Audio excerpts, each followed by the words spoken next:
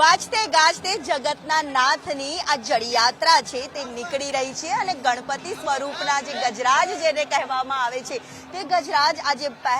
પ્રથમ પડાવ જે છે તે કરતા હોય છે અને પ્રસ્થાન પણ એ જ રીતે રથયાત્રાની સમાન જળયાત્રાનું કરવામાં આવે છે અને એ જ ઉત્સાહ એ જ ઉમળકાભેર સાથે તમામ 14 ગજરાજોની જે પરંપરા હોય છે તે તમામ ગજરાજોની પૂજા અર્ચના અને તેમના સ્વાગત બાદ અહીંયાથી પ્રસ્થાન છે તે થઈ રહ્યું છે અને રંગે ચંગે જગતના નાથની જેમ જળયાત્રા નીકળી રહી છે ત્યારે ભક્તો પણ ભાવ વિભોર થતા હોય છે ત્યારે આસ્થાનું કેન્દ્ર બનેલા જગન્નાથ મંદિરમાં ગજરાજોનું આગમન થઈ ચૂક્યું છે અને એ જ ગજરાજોને રંગે ચંગે આજે ભગવાનની આ શોભાયાત્રામાં નીકાળવા માટે અત્યારથી જ આતુર છે તે બન્યા છે અને એ જ ઉત્સાહ છે તે ભક્તોમાં પણ અવિરત છે તે જોવા મળી રહ્યો છે અને એ જ ઉત્સાહ સાથે ભક્તોનો જે પ્રવાહ જે વધતો વહેતો નજરે પડી રહ્યો છે